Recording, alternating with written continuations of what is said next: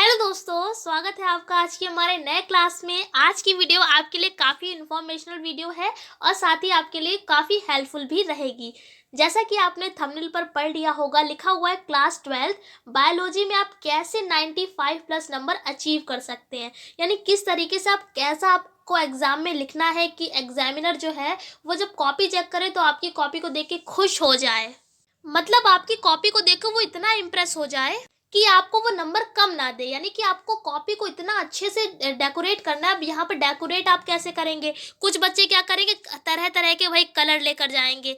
मान लिया red colour ले लिया है, ग्रीन कलर ले लिया है, तो आपको बता दें डेकोरेशन का मेरा यहाँ पर वो बिल्कुल भी मतलब नहीं है कि आप रेड पेन का यूज़ करें। ठीक है, एग्जाम में कभी भी आपको रेड या ग्रीन पेन का यूज़ नहीं करना है। ठीक है, यहाँ पर केवल आपको देखिए, अभी हम केवल आपको ब्लैक और ब्लू की ही बात बताएंगे। केवल आप ब्लैक या ब्लू पेन का यूज करके ही कॉपी को बहुत ही डेकोरेट करके बना सकते हैं। कैसे करेंगे? सबसे पहली चीज आपको क्या करना है, बायो में बहुत मोस्ट इंपॉर्टेंट चीज ये होती है एक डायग्राम। डायग्राम क्या होगा? अगर आपका डायग्राम बहुत ही खूबसूरत बना हुआ है, यानी कि उसमें हर चीज एक एक चीज अच्छे से दिखाई दे रही है, तो आपको क्या करना है, सबसे पहले डायग्राम पर काम करना पड़ेगा। आपके एग्जाम आने में लगभग अभी 1-1.5 महीना है, तो 1-1.5 महीने में आप बहुत आराम से बायो के जो डायग्राम जितने भी आपके हैं उसकी प्रिपरेशन कर सकते हैं। आपको क्या करना है, दिन में 1 से 2 डायग्राम बनाने की प्रैक्टिस करिए। प्रैक्टिस करने से आपको बहुत फ़ायदा मिलेगा। जब आपके एग्ज़ाम आएंगे, जब आप एग्ज़ाम देंगे, तो आपके हाथ में बिल्कुल सफाई आ जाएगी डायग्राम बनाने के लिए। क्यों? क्योंकि अभी आपने 1 से 1.5 महीना क्या करी है, उसकी प्रैक्टिस करी है। तो सबसे पहला काम यही है, अगर आपके पास बायो सब्जेक्ट है और आप उसमें बहुत अच्छे मार्क्स अचीव करना चाहते हैं, तो सबसे बेस्ट ट्रिक आज के क्लास की यही है कि आपको क्या करना है, डायग्राम पर भाई काम करना पड़ेगा। आप काम कैसे करेंगे और डायग्राम बनाने का एक तरीका भी आपको बताते हैं। आपने कोई भी मान लिया डायग्राम बनाया है, तो सबसे मेन चीज़ है उसकी लेबलिंग अच्छे से करिए। ठीक है भाई, अब लेबलिंग क्या होता है हमको तो नहीं पता है, तो बताते हैं। लेबलिंग का भैया मतलब होता है नाम।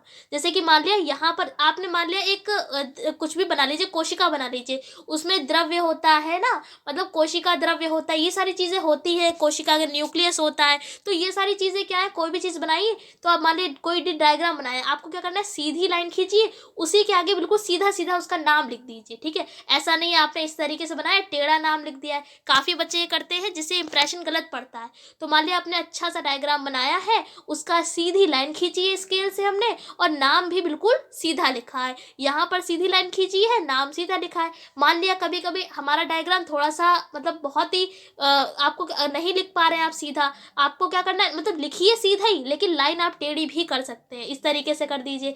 तो कहने का मतलब है लेबलिंग बहुत अच्छी तरीके से करिए, नाम की स्पेलिंग्स बिल्कुल ठीक लिखिए, जिससे कि कोई भी गलती ना हो आपके डायग्राम में। इसीलिए कह रहे हैं अभी 1 से 1.5 महीना बचा हुआ है, अच्छे से प्रैक्टिस कर लीजिए जितने भी डायग्राम आपके इंपॉर्टेंट हैं।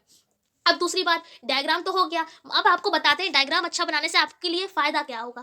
देखिए, मान लिया आपका क्वेश्चन लॉन्ग आया है 5 नंबर में। ठीक है, अब हमें नहीं पता है कितने नंबर में आता है, हम मान लेते हैं 5 नंबर में आया है। ठीक है, 5 नंबर में आया है, और वो अब देखिए लॉन्ग में आया है तो डायग्राम तो होगा ही होगा। तो मान लेते हैं कि उसका 2.5 नंबर का डायग्राम हो गया और 2.5 नंबर का हो गया है हमारा थ्योरी, यानी कुल मिलाकर 5 नंबर का वो क्वेश्चन बन गया है।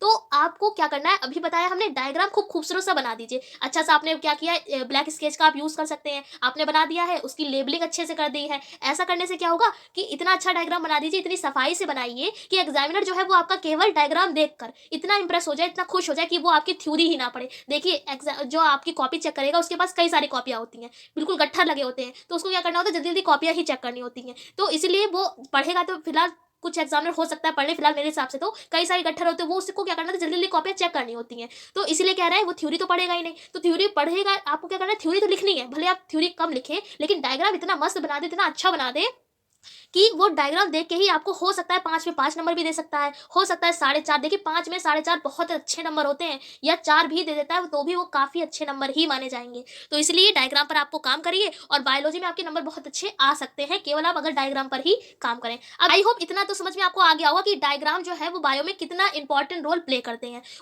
उसके बाद यहाँ पर हम आपको ये भी बताने आए हैं, जैसे कि एक बच्चा हमसे कह रहा था कि बायो के इंपॉर्टेंट बता दीजिए, तो आपको हम एक बात बता देते हैं अपने बारे में कि भाई हम हैं मैथ्स के स्टूडेंट, बायो के बारे में हमें कुछ भी नहीं पता है, लेकिन हाँ 10th तक तो बायो पढ़ी है। अब यहाँ पर 12th वालों को हम अगर बायो पढ़ाएं तो बायो पढ़ाने के लिए हमें खुद भी पढ़ना पड़ेगा। ऐसा नहीं है कि हमें बायो आती नहीं है या हमें बायो समझ में नहीं आती है, बहुत बोरिंग लगती है, ऐसा कुछ भी नहीं है। लेकिन बायो पढ़ाने के लिए हमें उसके बारे में समझना पड़ेगा, उसके बाद ही तो आपको बताएंगे। ऐसा तो है नहीं कुछ भी बक के चले जाएंगे, किसी का भी कॉपी करके हम बना दें, ऐसा हम काम नहीं करते हैं। तो बायो आपको इंपॉर्टेंट बताने के लिए हमें खुद भी आना चाहिए, तो हमें खुद पढ़ना पड़ेगा, जिसके लिए अभी टाइम नहीं है, क्योंकि आपका जो है 1 से 1.5 महीना बचा हुआ है, तो उसमें हम कितना ही करा लेंगे। तो आपको क्या करना है, अगर आपको इंपॉर्टेंट जानने हैं कि बायो के क्या क्या इंपॉर्टेंट है, तो सबसे बेस्ट तरीका है आप ले लीजिए एक अनसॉल्व्ड पेपर। अनसॉल्व पेपर ले लीजिए, मॉडल पेपर ले लीजिए, या तो मास्टरमाइंड का ले लीजिए या विद्या का ले लीजिए, ठीक है, कोई भी आप ले लीजिए। सबसे पहला काम क्या होगा आपका, एक बार आपको क्या करना है, अनसॉल्व को अच्छे से पढ़ते रहिए, पीछे से पढ़ना शुरू करिए। जो 2022 के सेट हैं, फिर 2020 के सेट हैं, ठीक है, 2021 के सेट है, बस यही 3, 2022, 21 और 20 पीछे से पढ़ना शुरू करिए। बस थोड़ी देर तक उसको पढ़ते रहिए या देखते रहिए। इससे क्या होगा, आपको कुछ पता चलेगा कि कुछ क्वेश्चन जो होंगे उसमें रिपीट हो रहे होंगे, रिपीट तो हो ही रहे होंगे। तो क्या करना है, आपको एक लेना है पेपर, एक लेना है पेन, क्या करना है, उन क्वेश्चन को लिखना शुरू करना है। क्या करना है, लिखना शुरू करना है। कौन से क्वेश्चन, जो रिपीट हो रहे हैं। तो इससे एक रिपीट जो क्वेश्चन हो रहे हैं, जब आप उसको लिखना शुरू करेंगे तो आपको पता चल जाएगा कि किस टाइप के क्वेश्चन जो है आते हैं एग्जाम में। बस उसको अच्छे से प्रिपेयर कर लीजिए, जो कई बार आए हैं, और जो सेट में है उनको आप सॉल्व करने की भी कोशिश करिए। मान लिया फिर आपने जब ये रिपीट वाले क्वेश्चन सॉल्व कर लिए, उसके बाद काम क्या है, मान लिया आपने खोल लिया है 2022 का सेट 7 खोल लिया है।